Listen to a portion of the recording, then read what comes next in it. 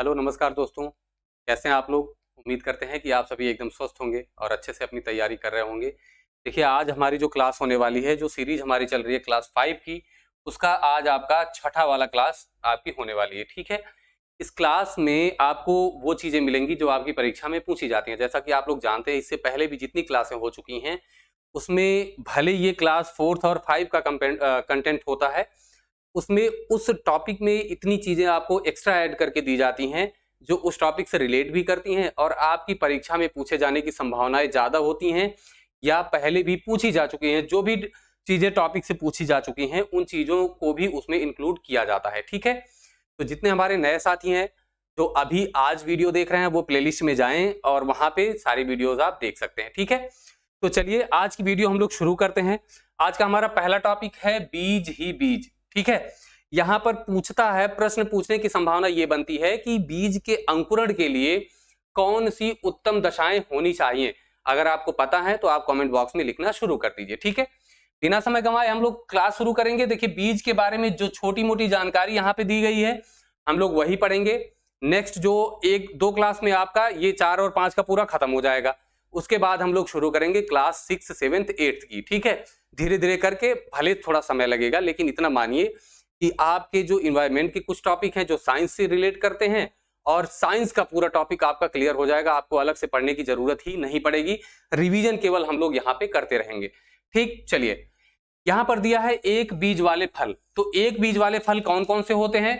अब देखिए, एक बीज पत्री नहीं दिया है, ये एक बीज वाला फल है और अधिक बीज वाले फल हैं। मतलब ऐसे फल जिनमें एक बीज होता है या ऐसे फल जिनमें ज्यादा बीज होते हैं। एक बीज वाले अगर देखें, जैसे आपने आंवला खाया होगा, ठीक है, आंवला होगा। आगे अगर बात करें तो आपने जामुन भी खाया होगा। और सबसे बेहतरीन चीज तो आम है, जो ऐसा कोई नहीं होगा जो आम ना खाया हो। ऐसे और भी फल हैं जिनमें केवल एक बीज होता है और बहुत से बीज वाले अगर देखें तो एक तो टमाटर ही है। ठीक है, अब आप बताइए टमाटर का जो लाल रंग है वो किसके कारण होता है। ये आपका काम है कि आप कमेंट बॉक्स में जाकर के फटाफट से लिख दीजिए। ठीक है, अगर हम बात करें इमली, कौन सा इमली, तो इमली खट्टी होती है, किस अम्ल के कारण होती है ये भी आपको कमेंट बॉक्स में लिख देना है तुरंत जाकर के। ठीक है भाई, इस तरीके से इमली हो गया आपका, आम हो गया और बहुत सी ऐसी चीजें हैं जिनमें बहुत सारे जो है बीज होते हैं। सब्जियों में भी होते हैं, फलों में भी होते हैं। अभी पपीता आप नोट करेंगे, पपीता में भी तमाम सारी बीजें होते हैं, है ना। तो इस तरीके से वो हो जाएंगे अधिक बीज वाले फल। ठीक है, अगर खराब बीजों की पहचान करनी हो तो कैसे करेंगे। तो खराब बीज आप क्या करेंगे, पानी में डाल दीजिए उनको। क्या करेंगे, पानी में जब डालेंगे तो वो कहां जाएंगे, ऊपर आ जाते हैं। ठीक है, जो खराब होंगे वो पानी में ऊपर आ जाएंगे और उनसे अंकुरण नहीं होता है, मतलब उससे नया पौधा नहीं बनता है। अगर अगला टॉपिक हम देखें तो यह है बीजों की संरचना। थोड़ा जल्दी खत्म करेंगे क्योंकि यहां से ये बहुत बेसिक है, तो वही प्रश्न बन सकते हैं 1-2 अगर बन गए कभी तो। ठीक है, तो उन्हीं चीजों को हम लोग जल्दी जल्दी समाप्त कर लेते हैं। यहां पर बात करते हैं बीजों की संरचना से। तो बीज जैसे है, अगर हम बीज का एक वैसे ही हल्का सा चित्र बनाते हैं तो देखिए, ये एक पत्र हो गया और हम यहां पर बात करते हैं तो ये इसका हो गया दूसरा पत्र, और यहीं से जो है एक इस तरीके की संरचना निकलती है। ठीक है, ये इस तरीके की संरचना निकली होती है। अब इनमें आप समझ लीजिए कि क्या क्या चीजें हैं, फटाफट से देखते हैं। ये जो बीज होता ना, इसके ऊपर एक कवर चढ़ा होता है। क्या चढ़ा होता है भाई, कवर चढ़ा होता है ऊपर से। तो ये जो कवर होता है या इसे आप आवरण कह सकते हैं, ये जो आवरण होता है भाई यही क्या होता है, बीज चोल होता है। जैसे चोला, चोला मतलब कपड़ा, तो बीज चोल होता है। ये जो दोनों दल यहां पर बने हैं, ठीक है, ये बीज पत्र होते हैं। एक बीज पत्री, द्विबीजपत्री इसी को कहते हैं। जैसे मटर बीज से अलग अलग हो जाती है तो द्विबीजपत्री हो गई। ठीक है, ऐसे जितने भी अलग होंगे द्विबीजपत्री होंगे, जो अलग नहीं होंगे वो एक बीजपत्री होंगे। अब बीज पत्र ये हो गए आपके। ठीक है, अब बात करें कि भ्रूण क्या होता है, तो जब ये अंकुरित होता है तो यही भ्रूण देखिए ऊपर निकलता है।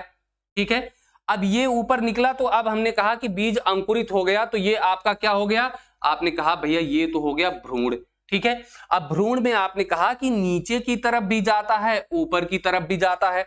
तो भ्रूण में जो नीचे की तरफ जाता है, एक मिनट, ऊपर ऊपर लिखते हैं और नीचे का नीचे लिखते हैं। तो जो ऊपर की तरफ जाता है और एक जाता है नीचे की तरफ। जो ऊपर की तरफ जाता है उसे हम कहते हैं प्रांकुर। क्या कहते हैं? प्रांकुर कहते हैं। और जो नीचे की तरफ जाता है इसे कहते हैं मूलांकुर। ये हम पहले भी पढ़ चुके हैं। और प्रांकुर से क्या बनता है भाई? प्रांकुर से आप कहेंगे सर प्रांकुर से बनता है तना और वृक्ष ऊपर जाता है। मूलांकुर से क्या बनता है? जड़ बनता है। ये आप सभी लोग जानते हैं। ठीक है, आगे अगर हम बात करते हैं बीजों के अंकुरण से, तो बीजों के अंकुरण में आपको पढ़ना, पहले तो अंकुरण क्या होता है? तो आप कहेंगे सर बीज से नया पौधा जब बनता है तो उसे ही हम क्या कहते हैं? अंकुरण कहते हैं, जो अंकुर निकला अभी। ठीक, दूसरी चीज है अंकुरण के लिए कौन कौन सी चीजें आवश्यक हैं जिससे अंकुरण होगा। तो इसके लिए एक प्रयोग देखिए, यहीं से प्रश्न बनने की संभावना है अगर एकदम बेसिक से प्रश्न बनता है तो, अदरवाइज नहीं पूछा जाएगा। तो क्या क्या चीजें आप ऐसे समझ लीजिए, अगर वायु नहीं होगा तो भी अंकुरण नहीं होगा, अगर उचित ताप नहीं होगा, ठीक है, उचित ताप। अब आप कहेंगे सूर्य का प्रकाश ही ताप केवल रहेगा, नहीं भाई, यहां ताप की जरूरत है, उचित ताप की जरूरत है, हवा की जरूरत है और जल की जरूरत है। यही तीन परिस्थितियां ऐसी हैं जो क्या करेंगी? बीज के अंकुरण में काम देती हैं। ठीक है, ये आपको ध्यान में रखना है। इसका एक प्रयोग बताया जाता है। ठीक है, प्रयोग ये है कि एक बीकर ले लीजिए, इसमें पानी भर लीजिए और इसमें क्या करिए, एक ऐसे डंडी रख दीजिए। डंडी रखिए और यहां पर बीज, तीन बीज जो है बांध दीजिए। सेम के ले लीजिए, मटर के ले लीजिए, किसी के भी। एक ऊपर, एक पानी के एकदम सतह से थोड़ा लगा हुआ, एक पानी में एकदम अंदर। अब देखेंगे कि इसमें अंकुरण होता है, बाकी इसमें अंकुरण नहीं होता है। क्यों? ऊपर वाला जो बीज है इसको हवा भी मिल रहा है, ताप मिल रहा है, लेकिन पानी नहीं मिला।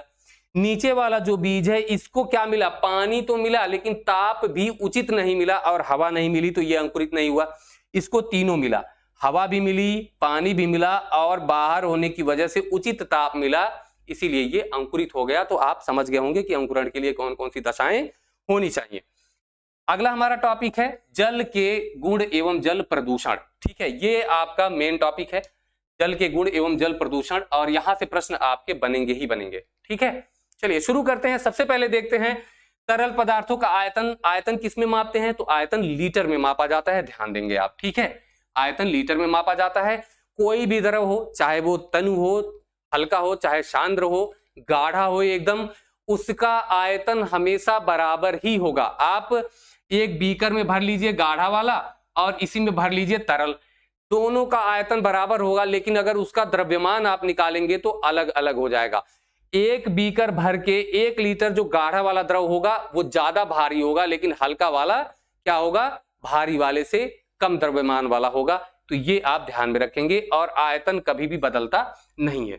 अब यहां पर कुछ और आपके पास टॉपिक हैं जो आपको एकदम आसान तरीके से समझ लेना है। यहां से वैसे प्रश्न पूछने की संभावना बहुत कम है, लेकिन आपका बेसिक क्लियर होगा तभी आगे आप पढ़ पाएंगे इसको।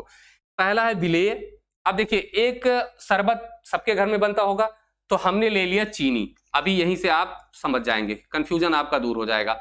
एक हमने ले लिया बीकर में पानी, ठीक है, और दोनों को मिलाया तो हमें क्या मिला? शरबत। ठीक है, पानी और चीनी को मिलाने पे क्या बना? शरबत बन गया। अब आपने कहा कि सर चीनी लिया, पानी में घोला, घुल गया और हमें क्या मिल गया? शरबत मिल गया। तो जब कोई पदार्थ हम किसी द्रव्य में घोलते हैं, द्रव पदार्थ में घोलते हैं, तो एक नया हमको विलयन मिल जाता है। ठीक है, अब पदार्थ इसमें घुलना चाहिए, नहीं तो विलयन नहीं मिलेगा हमको। अब ध्यान से समझिए, जो चीनी था जिसे हमने घोला, जो घोला जाता है उसे कहते हैं विलेय।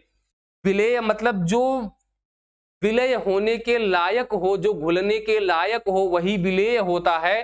चीनी है, नमक है, गुड़ है, ये सब क्या है? विलेय हैं। और जिसमें घुलते हैं, क्या है? जिसमें घुलते हैं वो आपका विलायक मतलब घोलने वाला हो जाता है। क्या हो जाता है? घोलने वाला हो जाता है। और दोनों के मिलने के बाद जो मुझे प्राप्त होता है, जैसे शरबत मिला, ये क्या है? यही है विलयन। क्या है? विलयन है। तो आप समझ गए होंगे। ठीक है, तो आपने विलेय समझ लिया, जो पदार्थ घुलता है किसी द्रव में। विलायक क्या है? जो घोलता है। ठीक है, और विलयन क्या है? जो दोनों के मिलने के बाद बनता है। अब अविलेय और विलेय क्या है? विलेय पदार्थ होता है जो घुल जाए, अविलेय है जो घुले ना। ठीक है, आगे देखिए, अब यहाँ चीनी, पानी, आपको शरबत और रेत। ठीक है, चीनी आपका क्या हो गया, घुलनशील है। पानी क्या है, पानी आपका विलायक है। शरबत विलयन है। रेत क्या है, रेत पानी में क्या है, अघुलनशील है। पानी में क्या है भाई, अघुलनशील है रेत। ठीक है, अब ऐसे कुछ पदार्थ होते हैं जो पानी में तो नहीं घुलते लेकिन किसी अन्य द्रव में घुल जाते हैं, जैसे मोम है, तारकोल है। ये जल में तो अविलेय होगा, लेकिन अगर हम मिट्टी के तेल में या पेट्रोल में अगर हम मिलाएं तो क्या होता है, ये घुल जाता है। ठीक है, तो ये अविलेय होगा किसके लिए, जल के लिए, लेकिन विलेय हो जाएगा मिट्टी के तेल। जैसे हाथ में अगर अलकतरा बोलते हैं ना, लग जाता है तो मिट्टी के तेल या पेट्रोल से छुड़ाते हैं तो छूट जाता है, क्योंकि उसमें वो क्या होता है, घुलनशील होता है। ठीक है, पाउडर के रूप में क्या होता है, शीघ्र ही घुल जाते हैं। पदार्थ पाउडर के रूप में होते हैं तो जल्दी घुलते हैं। अब यहां पर विलायक के ताप में अगर वृद्धि कर दी जाती है तो उसमें विलेय की ज्यादा मात्रा क्या होती है, घुलती है। तो अगर ताप बढ़ाएंगे तो ज्यादा मात्रा घुलेगी, ध्यान में रखेंगे। जैसे अगर आपने चीनी घोला, ठीक है, चीनी तली में अब बैठ गई, नहीं घुल रही है, तो आप उसको गर्म कर दीजिए। थोड़ा सा गर्म करेंगे तो जो चीनी उसमें है वो भी घुल जाएगी। ठीक है, आगे बात करें कि ये कुछ अघुलनशील होते हैं जल में, लेकिन बाकी कुछ द्रव में वो घुल जाते हैं, जैसे अभी मैंने आपको बताया। अब आगे हमको पढ़ना है, जो हमारा अगला टॉपिक है वो है जल प्रदूषण। ठीक है, क्या पढ़ना है भाई, जल प्रदूषण। देखिए टाइपिंग नहीं हो पाई थी तो आज जो है हम लोग थोड़ा सा लिख के पढ़ लेते हैं। थोड़ी जो बुरी राइटिंग है उसको थोड़ा सा आप लोगों को झेलना पड़ेगा, तो उम्मीद करते हैं कि आप लोग झेल लेंगे। तो हमारा जो टॉपिक है हम शुरू करेंगे कि जल प्रदूषण। अब यहां पर हम बात करते हैं कि जल प्रदूषण होता क्या है। तो आप कहेंगे कि सर जल प्रदूषण वो होता है जैसे जल में कोई भी ऐसा पदार्थ जो उसमें घुलने लायक हो मिल जाए तो जल प्रदूषण हो जाता है। बिल्कुल सही है ना। जो अशुद्धियां होती हैं जल में घुलती हैं तो जल प्रदूषित हो जाता है। ठीक, अब अशुद्धियां कई तरह की होती हैं, वो जल में घुलती हैं तो प्रदूषित हो जाता है। उसके बारे में हम लोग एक बार देख लेते हैं। अशुद्धियां आपकी कैसे कैसे होती हैं, देखिए जो जल में अशुद्धियां घुलती हैं, एक तो घुलनशील होती हैं, एक अघुलनशील होती हैं। जो नहीं घुलती हैं उनको छान के हम अलग कर सकते हैं। नुकसान किससे होता है, जो घुल जाती हैं, है ना, उन्हीं को हम लोग पी लेते हैं और बीमार पड़ जाते हैं। अब अगर हम देखें कि जो जल प्रदूषण होता है वो किसके किसके कारण होता है, तो दो चीजें हैं इसमें, कुछ धातुएं या, ठीक है, धातुएं या रसायन। ठीक है, धातुएं या रसायन जब इसमें मिल जाते हैं तब जल प्रदूषित हो जाता है, या इसी में सूक्ष्म जीव क्या मिल जाते हैं, सूक्ष्म जीव मिल जाते हैं, जैसे बैक्टीरिया है, जीवाणु, ठीक है, फफूंद मिल गए इसमें। इस तरीके से जब इसमें चीजें मिल जाती हैं तो सूक्ष्म जीव होते हैं वो, उससे भी जल हमारा क्या होता है, प्रदूषित हो जाता है। अब यहां पर कुछ और चीजें अगर हम देखें तो जल प्रदूषण, ठीक है, कुछ चीजें हम देखते हैं कि अगर जल प्रदूषित हो जाता है तो उसमें ऑक्सीजन की मात्रा कितनी होती है। वैसे अगर नॉर्मल जल है तो उसमें जो ऑक्सीजन की मात्रा होती है वो 4 मिलीग्राम, ठीक है, क्या होती है, 4 मिलीग्राम प्रति लीटर होती है। अगर जल में 4 मिलीग्राम प्रति लीटर ऑक्सीजन है तो जल प्रदूषित नहीं है। अगर इससे नीचे गया, ठीक है, अगर कम हुआ, अगर ऑक्सीजन की मात्रा कम हुई तो जल कैसा होगा, जल प्रदूषित हो जाएगा। क्या हो जाएगा, प्रदूषित हो जाएगा। तो ऑक्सीजन की मात्रा 4 मिलीग्राम प्रति लीटर, 1 लीटर में 4 मिलीग्राम ऑक्सीजन घुली होनी चाहिए, तब जल कैसा होगा, शुद्ध होगा। आप कहेंगे कि इसका मापन कैसे किया जाएगा, तो मापन के लिए जान लीजिए, मापन की इकाई होती है, ठीक है, और ये प्रश्न पूछा जा चुका है, इसे आप ध्यान रखेंगे। मापन की इकाई किसमें मापा जाता है, तो आप कहेंगे सर मापा जाता है बीओडी। बीओडी इसका क्या फुल फॉर्म होगा, बी से होगा बायो, ओ से होगा ऑक्सीजन और डी से होगा डिमांड। बायो ऑक्सीजन डिमांड हो जाएगा। और इसको अगर हम अर्थ इसका देखें तो क्या होगा, जैव ऑक्सीजन मांग। क्या होगा, जैव ऑक्सीजन मांग, ठीक है। इससे क्या होता है, जल की मात्रा, जल प्रदूषण पता चलता है, ठीक है। ये पूछा जा चुका है कि मापन जो है, जल प्रदूषण का मापन हम कैसे करते हैं, तो किसमें करते हैं, BOD में हम लोग करते हैं। ठीक है, चलिए अब आगे हम लोग देखते हैं इसमें जल प्रदूषण को लेकर के और भी हम देख लेते हैं भाई। जैसे यहीं पे देखिए, न्यू पेज लेते हैं ताकि ठीक रहेगा। जल प्रदूषण में हमने बताया कि 2 प्रकार के क्या होते हैं, घुल जाते हैं। कौन कौन घुलता है देखिए,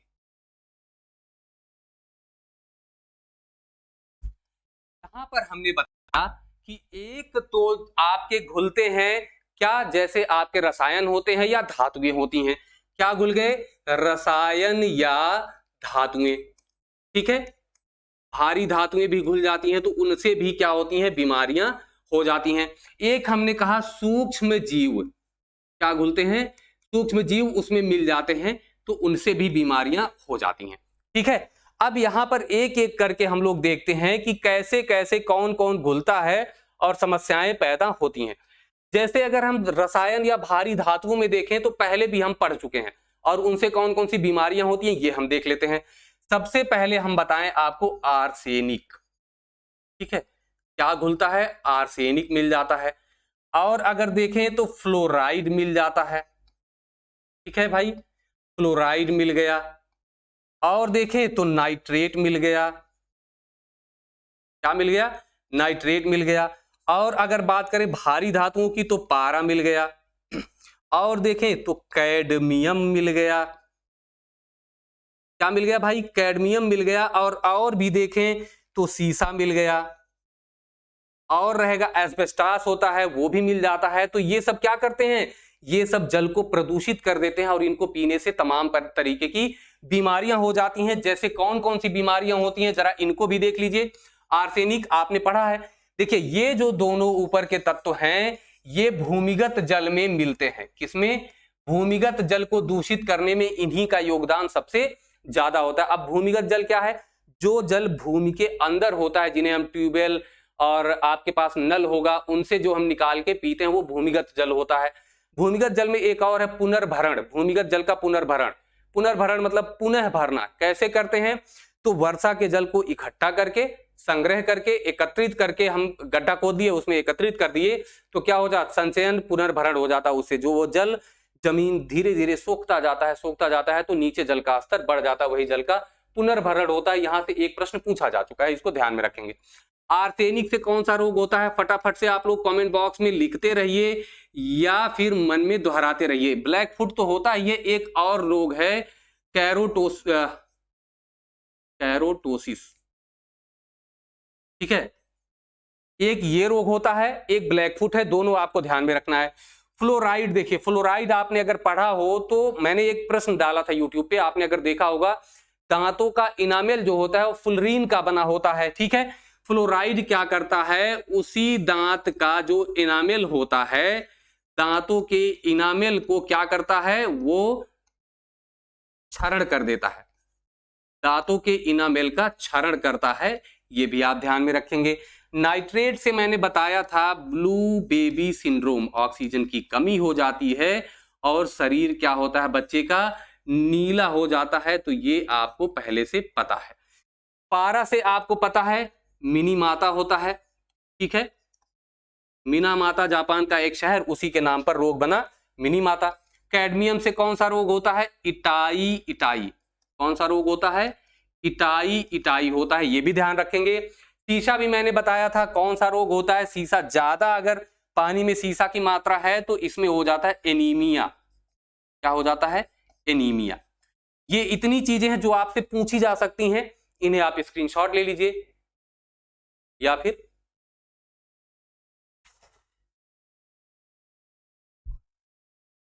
ठीक है भाई, स्क्रीनशॉट ले लीजिए या फिर क्या करिए, नोट करते चलिए। ठीक है, अब इसके अलावा अगर हम सूक्ष्म जीवों से बात करें कि बीमारियां कैसे फैलती हैं, ठीक है, तो सूक्ष्म जीव भी क्या होते हैं, वो जल में क्या करते हैं भाई, मिल जाते हैं।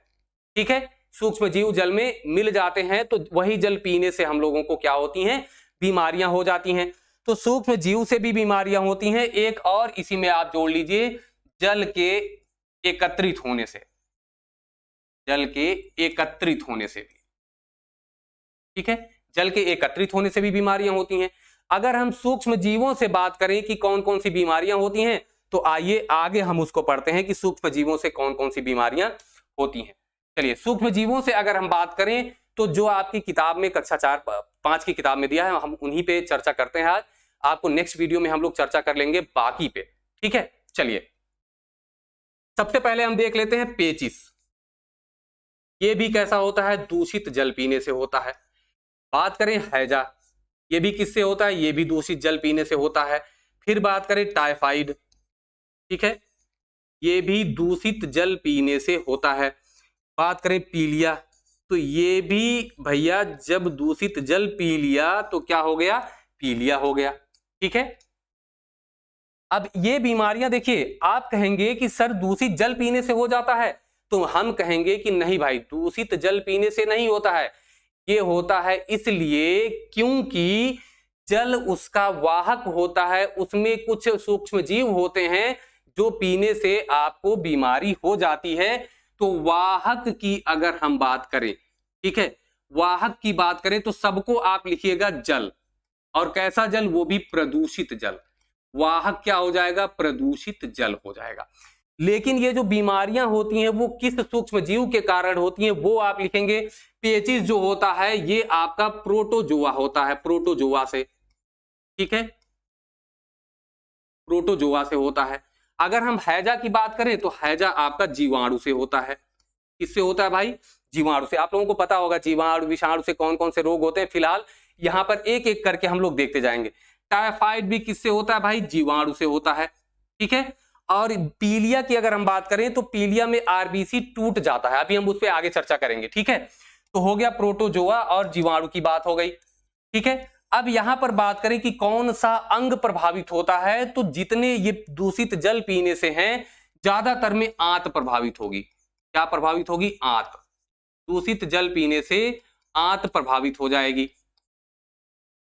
ठीक है। अब यहां पर हम बात करते हैं कि आप कहेंगे सर प्रोटोजोआ तो है, लेकिन कौन सा प्रोटोजोआ है? नाम भी तो उसका कुछ होगा, परजीवी का। तो देखिए, इसमें पेचिस में जो होता है वो एंट अमीबा हिस्टोलिटिका। क्या है? एंट अमीबा हिस्टोलिटिका। आप चाहें तो लिख लीजिए, वैसे ये पूछे जाने की संभावना बहुत कम है। एंट अमीबा हिस्टोलिटिका। अगर हैजा को हम एक और नाम से जानते हैं, किस नाम से? कॉलरा। कॉलरा के नाम से भी जानते हैं हैजा को, ठीक है। तो हैजा को कॉलरा के नाम से जानते हैं, तो इसका जो जीवाणु हो गया वो कौन सा हो गया? Vibrio cholerae. क्या हो गया? Vibrio cholerae. क्योंकि कॉलरा है तो विब्रियो कॉलेरी आप नाम याद रखेंगे। टाइफाइड की अगर हम बात करें तो टाइफाइड का एक और नाम है आंत्र ज्वर। क्या है? आंत्र ज्वर, मतलब आंत का बुखार इसका नाम है। इसके जीवाणु का क्या नाम है? तो सल्मोनेला टाइफी। क्या है भाई? Salmonella typhi. ये 2-3 है जो आपसे पूछे जा सकते हैं, तो सल्मोनेला टाइफी भी आप याद कर लेंगे, ठीक है। पीलिया की हम बात करें तो पीलिया में क्या होता है? आरबीसी जो होती है वो क्या होती है? टूट जाती है। टूटने के बाद क्या करती है? एक जो है पदार्थ बनता है जो कि वो लवक के रूप में कार्य करता है। बिलीरुबिन उसका नाम है। क्या है?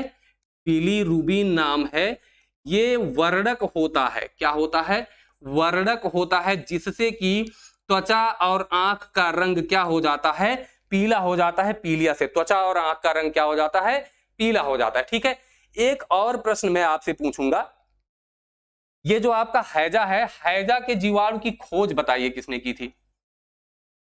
ठीक है, किसने की थी खोज? चलिए फटाफट से आंसर में लिख दीजिए कि किसने की थी इसकी खोज, ठीक है। आगे हम लोग देखते हैं भाई, कितने आपने पढ़ लिए। अभी तो ये पढ़ा आपने कि जल में जब सूक्ष्म जीव मिले होते हैं तब होता है। अब आप पढ़ेंगे कि अगर जल एकत्रित रहे कहीं पे तो कौन कौन सी बीमारियां हो सकती हैं। ये वाला टॉपिक आपका अगला है, ठीक है। एकत्रित जल से होने वाली बीमारियां। खोज किसने किया है भाई? खोज किया है रॉबर्ट कोच ने। रॉबर्ट कोच ने, ठीक है। रॉबर्ट कोच ने इसकी खोज की है, विब्रियो कॉलेरी। इन्होंने जो टीबी है उसके लिए भी खोज किया है। माइकोबैक्टीरियम ट्यूबरकुलोसिस जो इसका जो है वाहक होता है, उसकी भी खोज इन्होंने की है। टीबी से कौन सा अंग प्रभावित होता है? आप कहेंगे सर फेफड़ा प्रभावित होता है। चले आगे, चलिए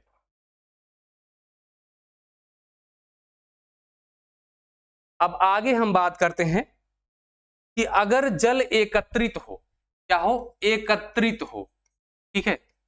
अगर जल एकत्रित हो तब कौन कौन सी बीमारियां होती हैं? तो आइए देखते हैं कौन कौन सी बीमारियां होती हैं एकत्रित जल से, ठीक है।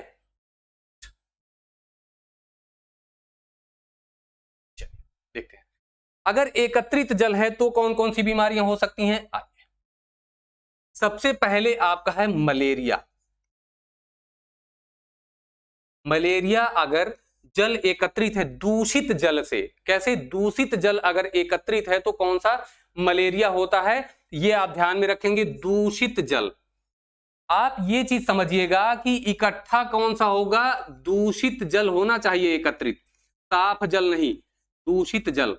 इसका वाहक हम देखेंगे, वाहक कौन होता है, अंग कौन सा प्रभावित होता है, ठीक है। वाहक देखेंगे, अंग देखेंगे। मैंने पहले आपको बता दिया कि दूषित जल से होता है, ठीक है। और किस परजीवी, ये परजीवी से होता है, ये भी ध्यान रखिएगा। प्रभावित अंग भी हो गया और इसके कुछ लक्षण भी होते हैं, क्योंकि प्रश्न यहां से बन सकते हैं, ठीक है। आइए फटाफट से देखते हैं हम लोग। वाहक की अगर हम बात करें तो इसका वाहक है मादा एनाफिलीज, आपको पता होगा।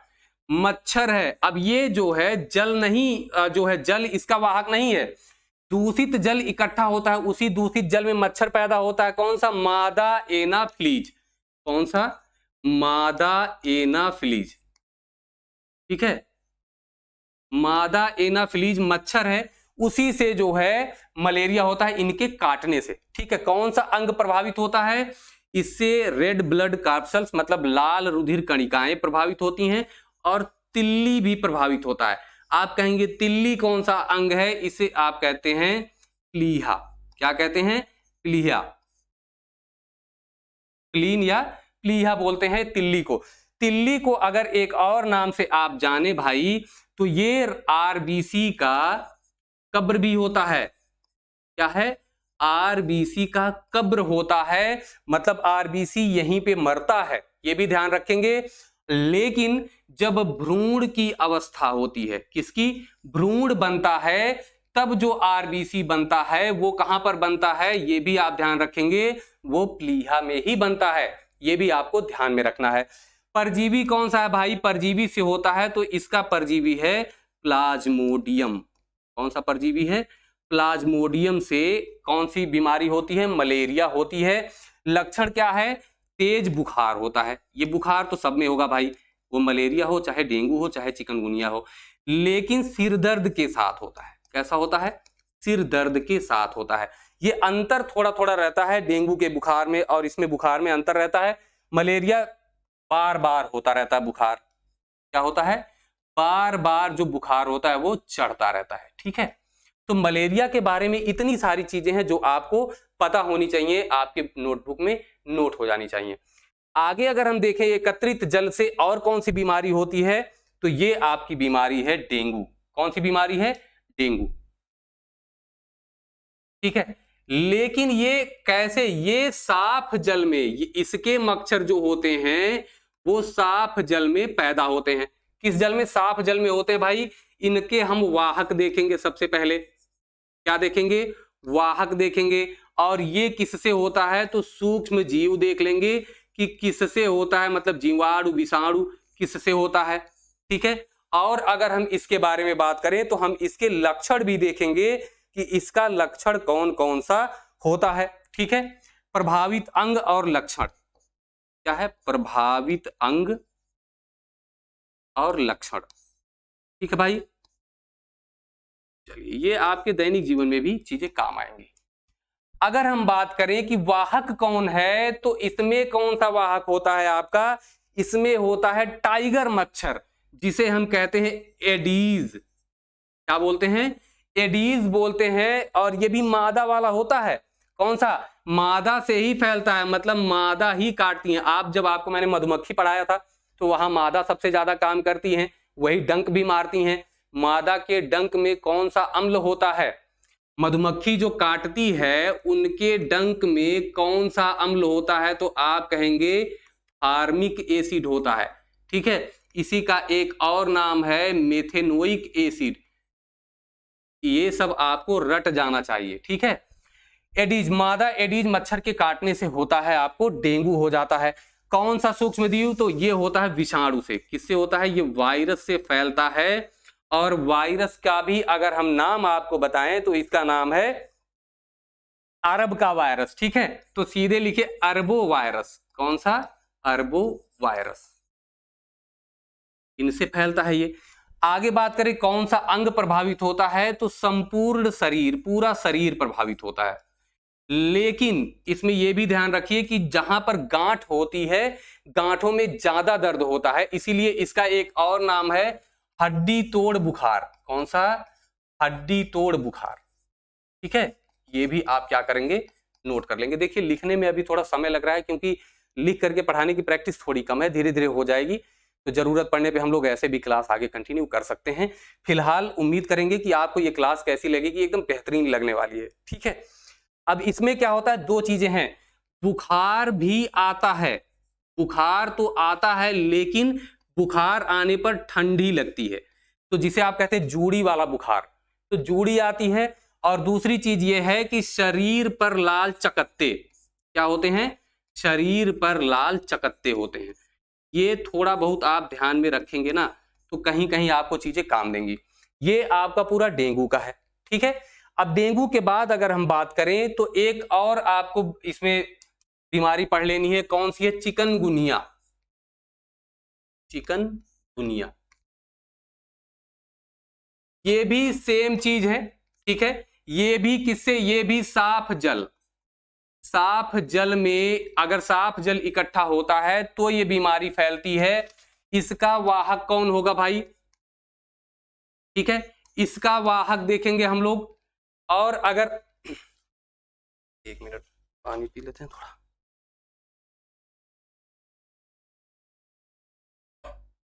वाहक देखेंगे और देखेंगे कि किस सूक्ष्म जीव से, ठीक है, मतलब कि जीवाणु वायरस किससे होता है, और इसके लक्षण देख लेंगे। जो चीजें पूछी जाती हैं बस उतना भर ही आपको ध्यान में रखना है।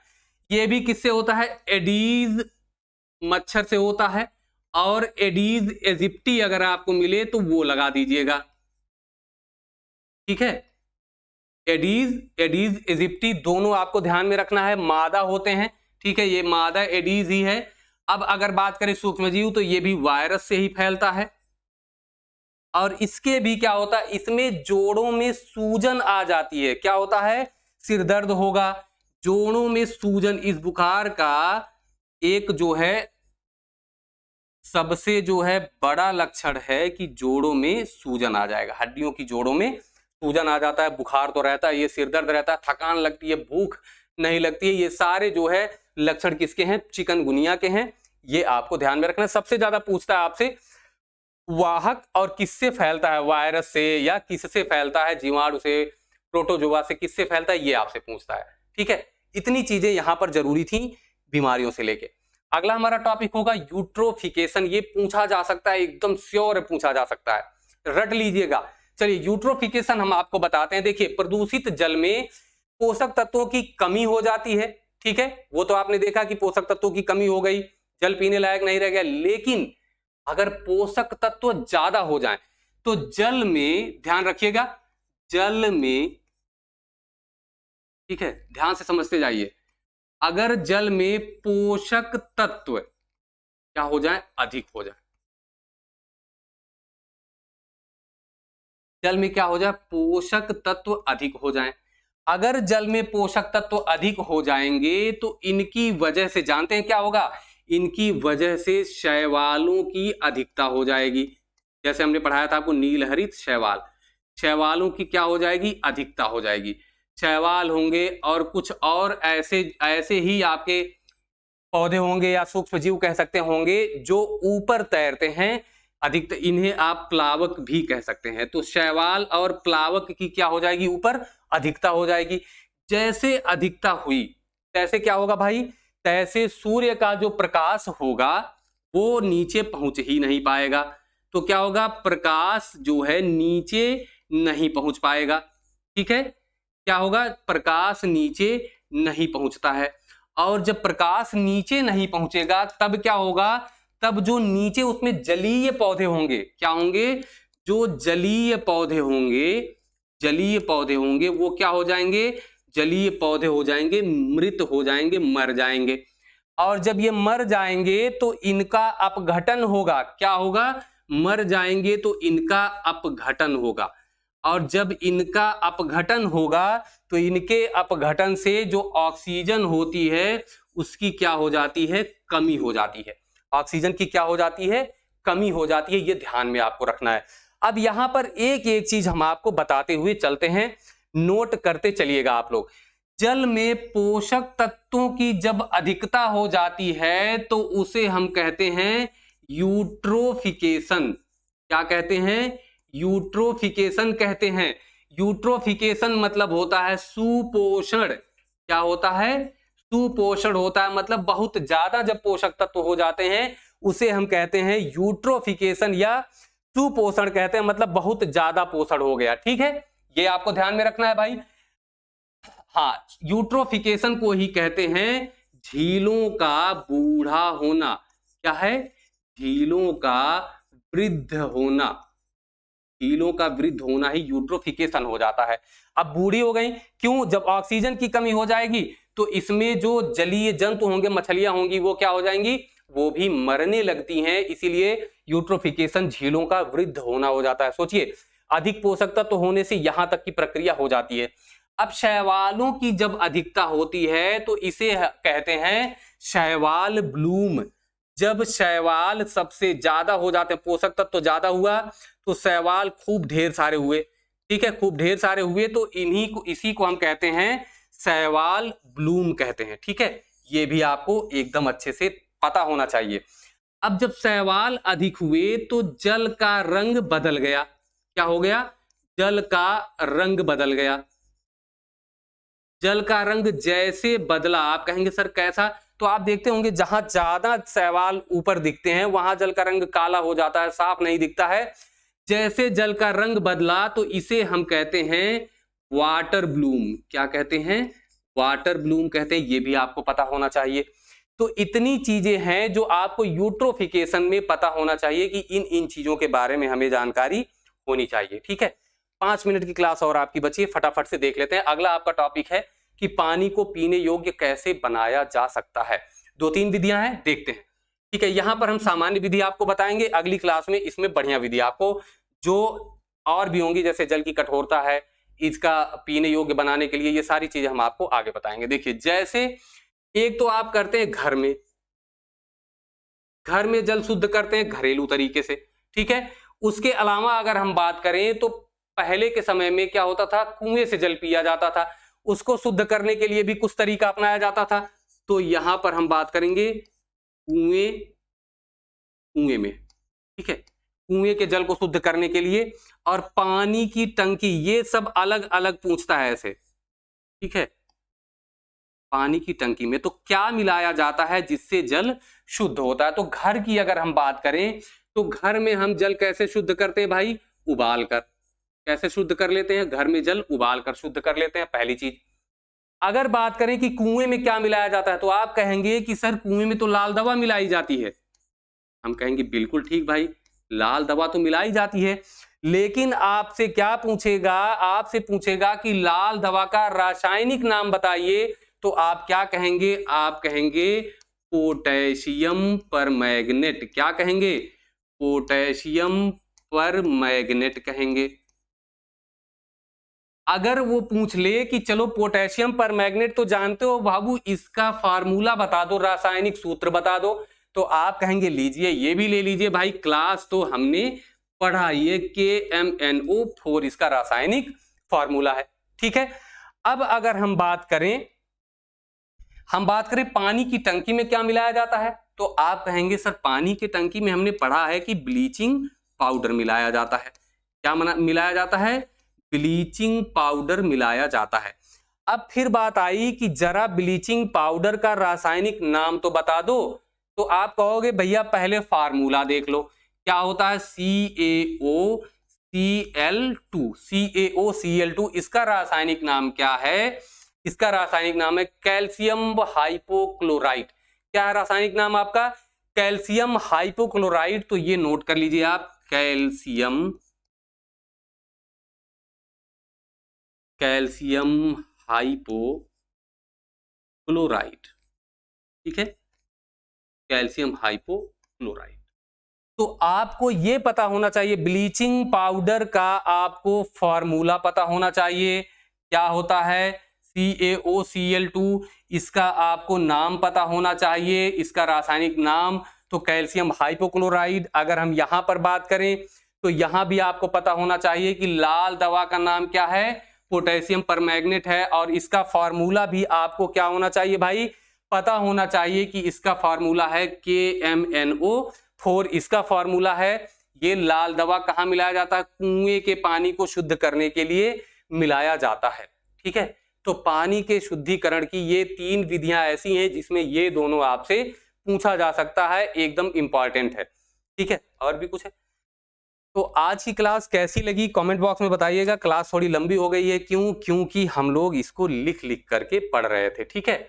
उम्मीद करते हैं कि आप स्क्रीनशॉट भी लेने में आपको सुविधा हुआ होगा, ठीक, और क्लास आपको समझ में भी आई होगी।